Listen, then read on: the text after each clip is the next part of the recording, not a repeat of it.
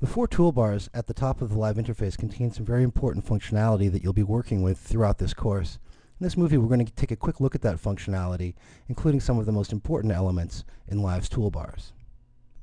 I have a loop here on my first audio track, and I'm going to use this to show you some of the functionality in Live's toolbars.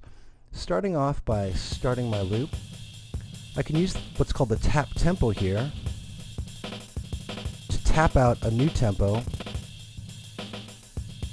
with my mouse and raise and lower the tempo of my live set. Next we have the tempo field where I can click and drag down to lower the tempo and click and drag up to raise the tempo. I can also click directly on the tempo field, type in a new tempo, and hit the enter or the return key. The next feature is new in Live 7, and this is the nudge down and nudge up buttons. I can quickly lower the tempo of my live set temporarily or raise it temporarily.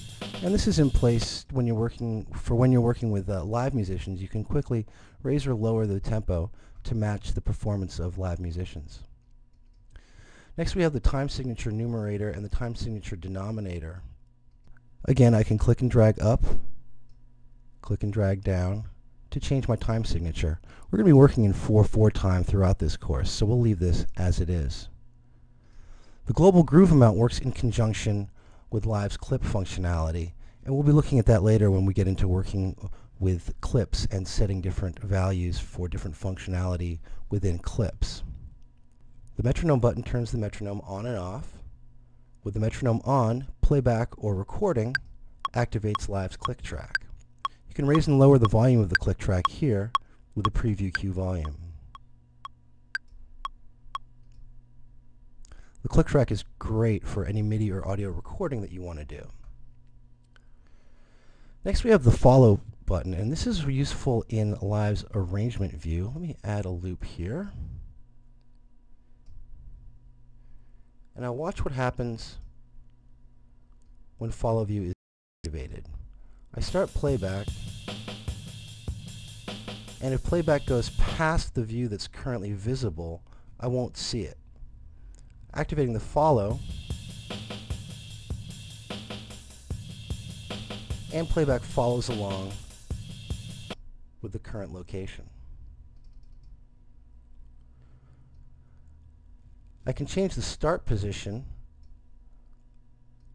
in my live set using the arrangement position fields here. Here I'm going to move it to bar 2, start playback at bar 2. As you can see, the play button starts playback of my live set. The stop button stops it. Double-clicking the stop button returns the arrangement position value back to the very beginning. The global record button is used for various recording functions, including recording arrangements, which we'll look at in the arrangements section of this course. Overdubbing is activated for overdubbing with MIDI recording, and we'll look at that in the MIDI recording. The Back to Arrangement button lets me know that there's something different going on between what's happening in my current live set and the arrangement that I've saved. Again, another function that we'll look at when we're looking at creating arrangements. We can go back to the session view here. The quantization menu is also used in conjunction with the clip functionality, and this is for starting and stopping clips at certain points, and we'll look at this when we get into creating arrangements with clips and working with clips. Draw mode has a number of uses. Let's see. Starting off with, let's say we want to create a new MIDI clip, we can go into draw mode and draw our notes. We can still create notes outside of draw mode with draw mode deactivated, but we'll have to double click to do that. Draw mode is also very useful when we get into envelope editing. Here I am doing some envelope edits in draw mode. When I go out of draw mode, I can create and adjust things by creating what are known as breakpoints. So that's also very useful. It really depends on what kind of functionality you're looking to access. We'll be working in and out of draw mode throughout this course. The key command for activating and deactivating draw mode is Command B or Control B on Windows. We're going to bypass this functionality here. This has to do with punch-in recording and punch-out recording and setting values for that. I will show you the loop switch. Activating the loop switch loops playback of whatever is selected in the arrangement view in what's called the loop punch recording region. So I can begin playback. That's very useful for quickly creating arrangements when working in the arrangement view. Next up we have the computer MIDI keyboard activator. Turning this on lets me use my computer keyboard for MIDI recording, and we'll look at that in the MIDI recording movie. Activating the key map mode switch lets me map out various functions in Live to my computer keyboard. And activating the MIDI map mode switch lets me map out various functions in Live to my attached MIDI controller device, a MIDI keyboard or a device like the M-Audio trigger finger.